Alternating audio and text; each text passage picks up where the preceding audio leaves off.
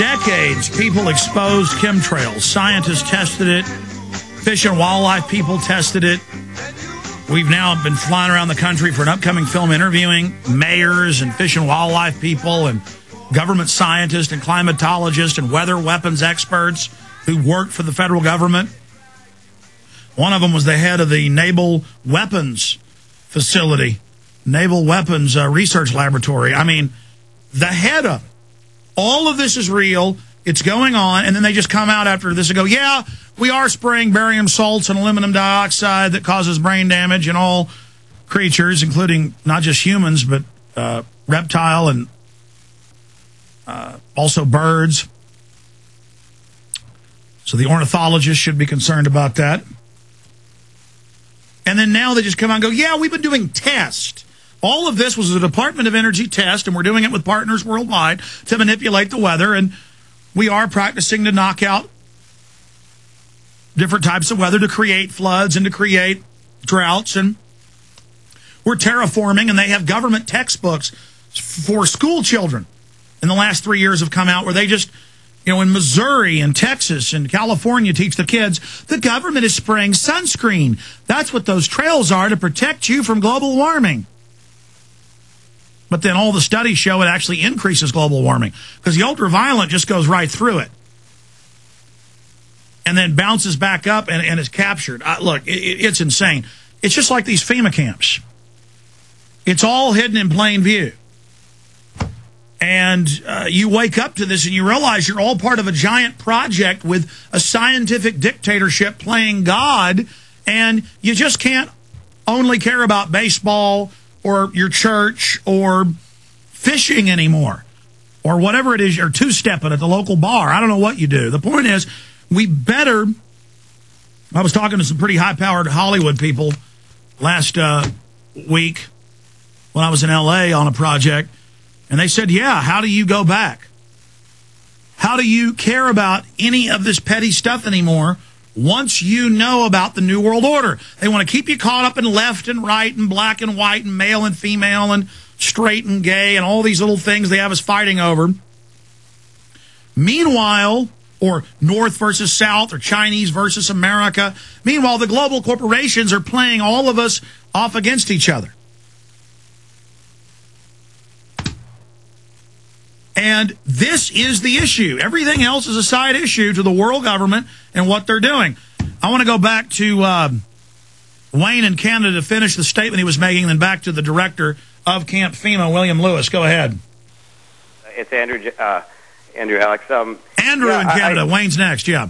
Yeah, well, I mean, doublespeak is, I think it's a huge thing. It's everywhere. And I think people really need to learn more to recognize the doublespeak. You know, for example, when the president comes out and says, you know, we are achieving our goals, he's not talking about the American people. He's talking about his cronies, his insiders. You know, he's talking about that team, the elites. And he's just saying it to you as if, you know, people, I guess, are expected to think that they're part of it, but they're obviously not. And it's all over the place. The writing is on the wall. I mean, if you want to know about chemtrails, look up in the air. There's chemtrails. Well, you're right. But, I mean, the politicians love to say something that's a message to their people, and they write about this in their memoirs, and then has a double meaning for the sheep, for the cattle. They just love that.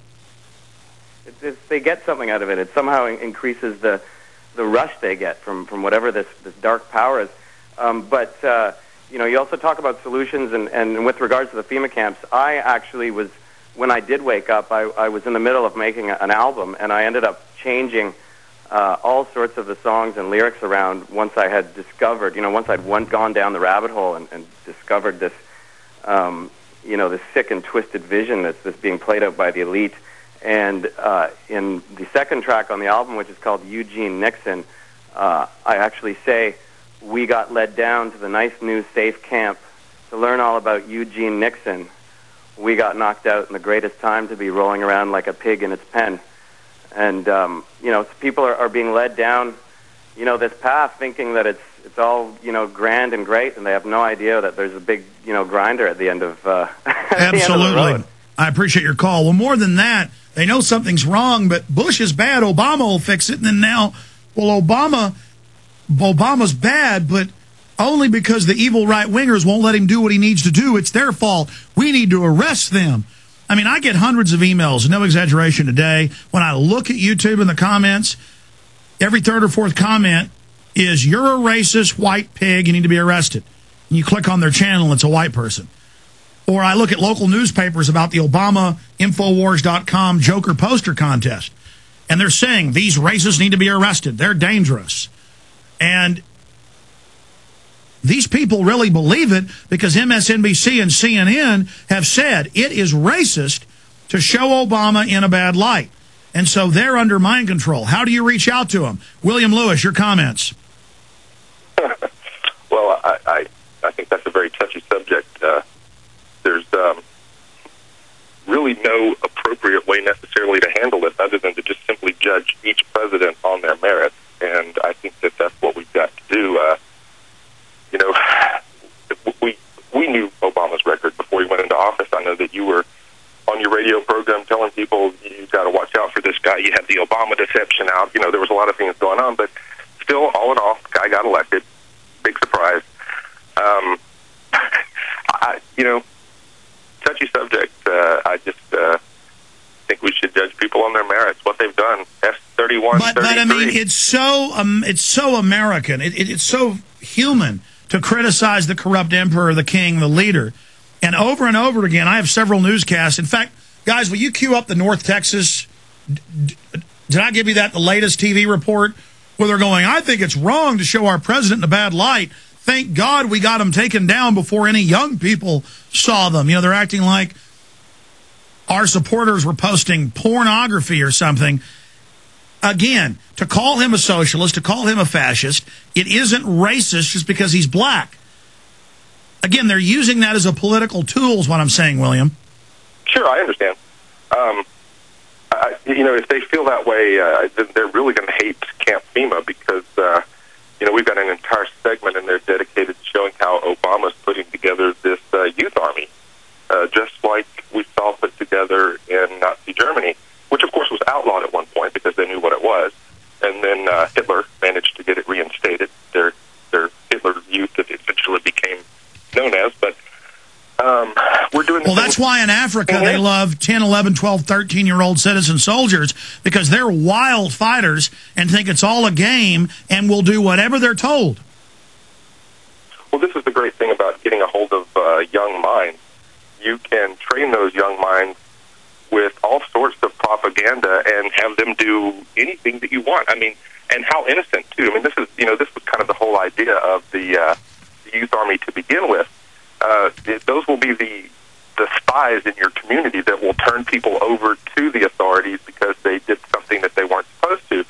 You know, as innocent as a paper boy showing up to deliver the paper, see something on your desk that might be, you know, whatever, mailman. I mean, this was a program that was started in the Bush administration where they had mailmen going around and profiling people that they were delivering the mail to. So this is really not anything new. It's just being carried one step further. Absolutely. We're going to play a select from your film Camp FEMA here in just a few minutes and continue with phone calls into the next hour with Gary Franchi, and you'll stay with us. But since I mentioned it, and I've got a whole bunch of video newscasts, these are coming in, so many of them I can't even watch it. A huge information war coup in that from Berlin, Germany to Tokyo, Japan, from Moscow, Russia, to major capital cities in Central and South America. I've now been on Ecuadorian TV, other channels. The Joker